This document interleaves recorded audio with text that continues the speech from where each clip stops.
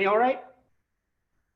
Perfect. Okay, so I thought I would start with a little bit of background and just sort of put the context in as to where I'm coming from and sort of how we've done things at UCLA. And when I first started at UCLA in 2000, so actually 20 years ago now, we had no informatics programs. So, and this was sort of, at the time, biomedical informatics was obviously still a growing field. It had been around for a while, but UCLA had really no specific programs in this area. And I just finished my training as a computer scientist. I had a lot of interest in applications of computer science and those applications towards medicine and healthcare. And so there was an opportunity to sort of grow biomedical informatics and informatics training on our campus at that time. So starting in 2002, we were fortunate enough to have a training program funded by the National Library of Medicine. And that went on for quite some time. But as of today, we actually now have 3 major programs at UCLA. One is obviously in bioinformatics. Another one is in medical informatics. And we also have an ACGME accredited clinical informatics fellowship program. And so like a lot of different institutions, bioinformatics, medical informatics have sort of grown up separately on a campus. And that's not too unusual. And in some cases, they combine after the fact. But right now at UCLA, we actually have these 2 areas separately, but they're actually quite closely synergistic.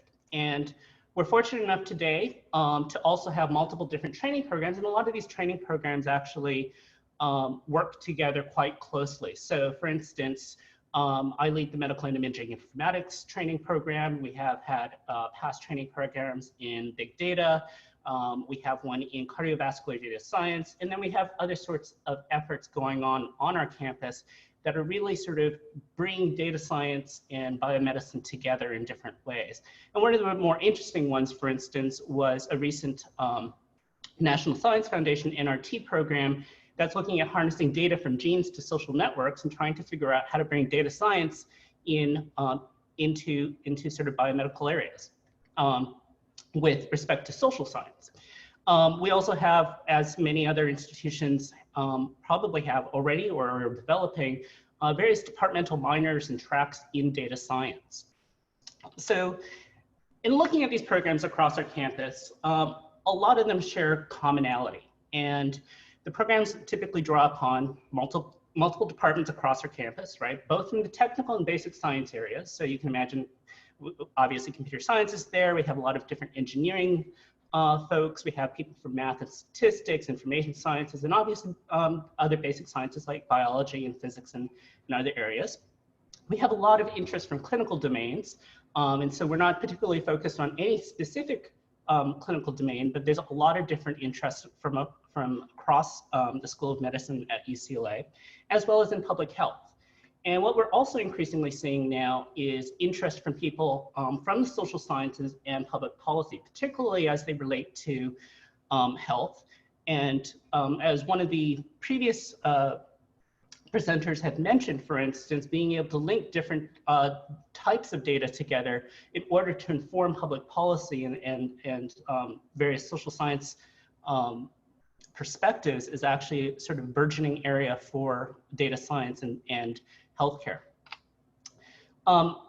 Again, sort of looking across our programs, a lot of the curricula are built to provide exposure across the different areas. And the graduate students are typically co-mentored by faculty from different areas.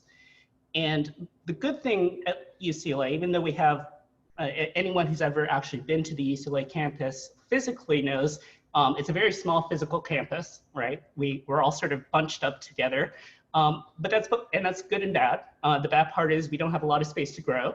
The good part is we're all thrown together. So quite literally, our School of Medicine, our hospital, our School of Engineering, and everyone else are within walking distance. We literally cross a parking lot and we're in each other's backyard.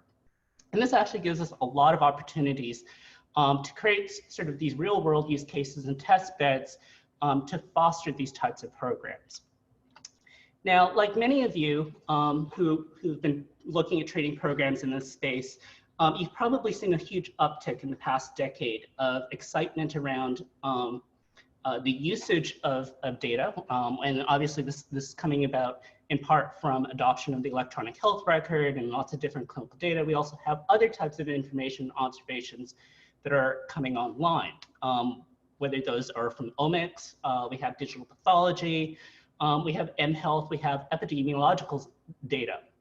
All of this combined with increased access to computational methods and computational power have really sort of driven this interest in biomedical informatics and data science. And so in terms of the training, we're getting a lot of different people who want to be engaged in data science and looking at health data, biomedical data, biological data. And obviously AI is sort of what's driving a large part of this. Classically speaking, we have areas like machine learning and reinforcement learning, which are suited for different types of tasks. In terms of machine learning, we typically see things like statistical methods and obviously everyone's favorite topic today of deep learning, but more classically speaking, pattern detection. And in reinforcement learning, we're looking at trying to optimize or reach some goals over time. And people have sort of seen what the potential is here in terms of using these computational methods to drive different types of tasks or applications within the healthcare setting or in biomedicine, right? In terms of machine learning, we have things like disease detection, we have phenotyping and risk stratification.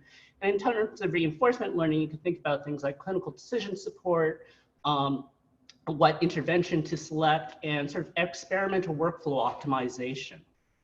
So a lot of work is being done in this area. It's created a lot of excitement.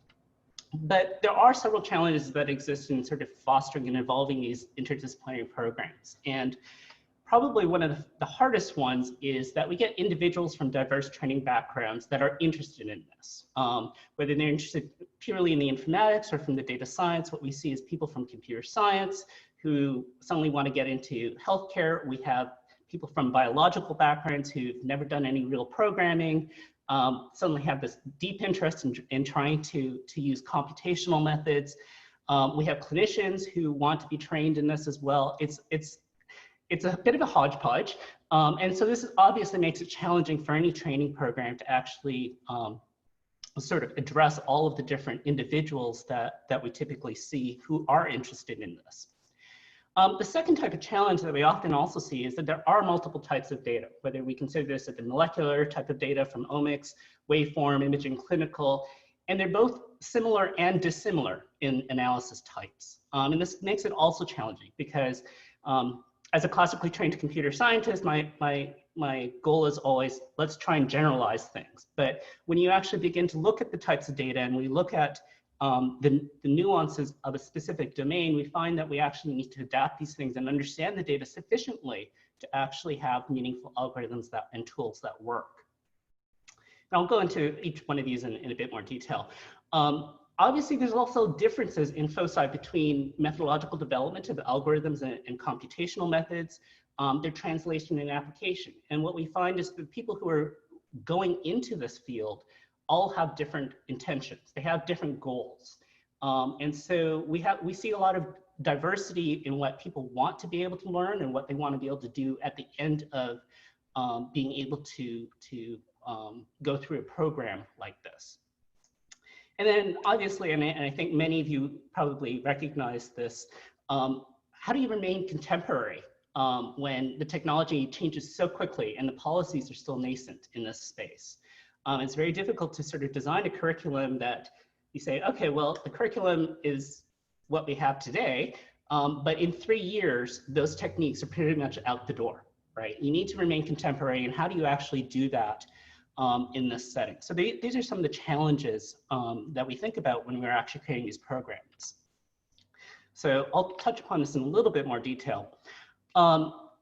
So what we've seen actually in our programs is students that are drawn from engineering, biological, and clinical backgrounds. And when we actually go out and we recruit individuals to these programs, we typically say, we prefer someone with a computational background, but it's not required. We also like people with a biological or clinical background, but that's not required, because what we will do is we will actually give you that additional training. And they often, and that's actually pretty encouraging to a lot of our trainees. The other thing but I think the downside of something like that, which people have sort of asked me about a lot, is it often means that these students are going to take a little bit longer to go through their training. And a competing issue of trying to get students through in a 5-year program, and time to degree is obviously important.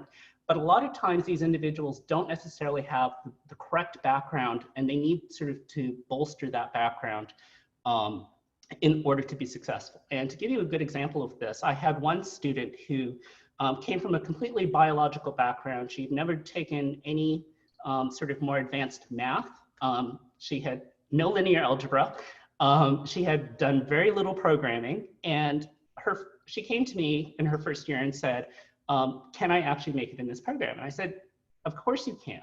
You just need to take the right classes, and we'll support you through that process.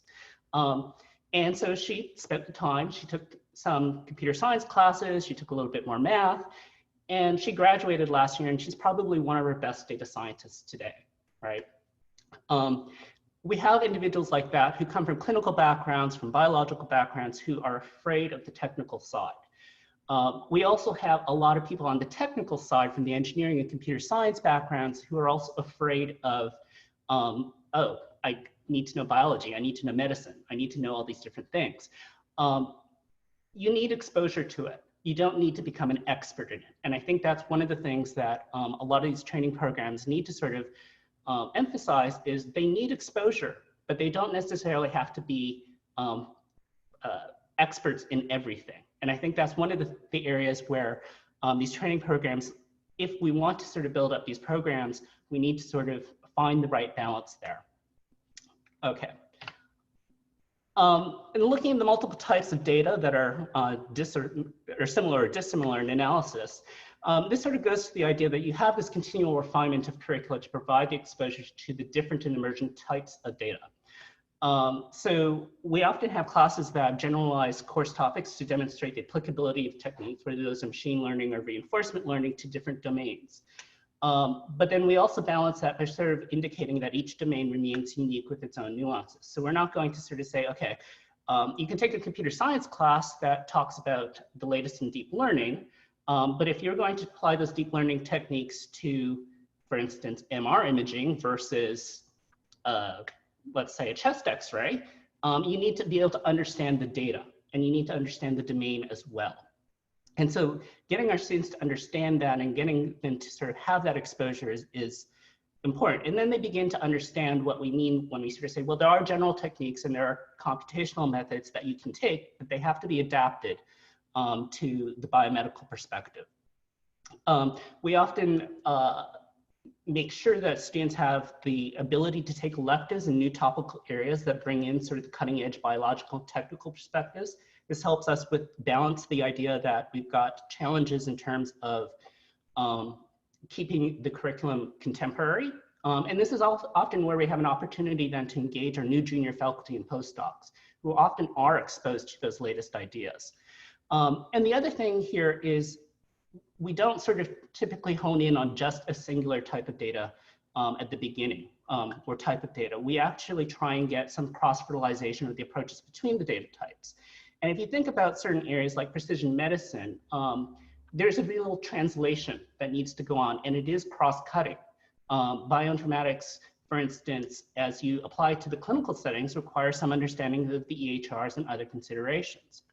So being able to cross-fertilize in terms of the multiple data types, I think is important.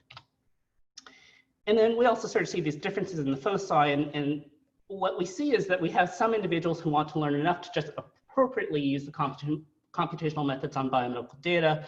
Well, in other cases, we have people who actually want to develop those computational methods. And we sort of see the spectrum, and they apply to the theoretical. And when we teach biomedical informatics and data science, we actually have to address different audiences and different levels. And what I would suggest is that we actually need this entire spectrum. It isn't sort of a polarization of we only need the people on the applied side and let the theoretical people do whatever they want. We actually need them to work together, and that bridge is really important. So there are various opportunities that exist for interdisciplinary training in biomedical informatics and data science using what I would call a team science approach.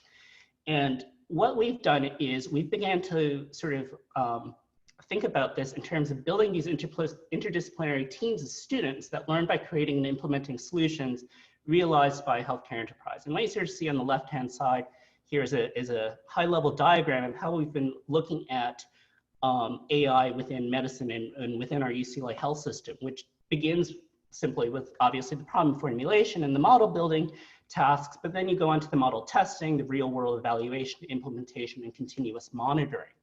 And as you can imagine, all sorts of different individuals and stakeholders are needed at these points. A lot of times the computer scientists will say, we want to stop at stage 3 with the model testing and technical, and we argue, no, you need to understand the rest of the cycle. We have the clinicians who want to start with number 4 and stop at number 5, and then we sort of say, no, you need to understand everything else as well. So there's lots of different aspects to this. And what we're finding is that this is actually a really appealing way to bring different individuals together because they're actually solving something that a healthcare system really wants solved. They see the implementation, they see the real world problems, and both the technical side as well as the clinical side sort of see the need for both parties to actually talk together. In terms of sort of designing the curriculum and sort of rethinking these things also, we sort of have divided it into sort of different sort of grids and topics to address the different audiences and different needs and applications that they want. And I'm not going to go through this in too much detail, but you get the idea that, again, we're working on a spectrum, and so we're designing coursework that covers different topics for different purposes. And then sort of as a last sort of step, and we want to sort of increase the use of the biomedical informatics and data science in both research and practice via these coordinated groups of trainees. And so what we've done is we've ensured that our mentoring in the biomedical data science involves the broader community on our campus, not just specifically people in informatics or computer science or medicine, but increasingly other areas as well, including business, public policy, as I mentioned, and other topics. There are various cross-cutting methods that we're introducing across the different areas. And the sort of win here is that because we've got so many different people being brought together, we're actually able to test and operationalize a lot of these data science and AI methods within our healthcare system today. And I think I'm going to stop there because I think I'm out of time. No, that was great, Alex. Thank you. Other than you took all of my punchlines from my talk at the end of the session. So since I stole 60 seconds from you at the beginning to make introductions, we could take one question from the audience very quickly. I would encourage you to please do so with the Q&A function in Zoom. And if you don't ask a question, then I'll ask Alex a question. But I'll pause for a moment and see if anyone wants to add anything to the Q&A.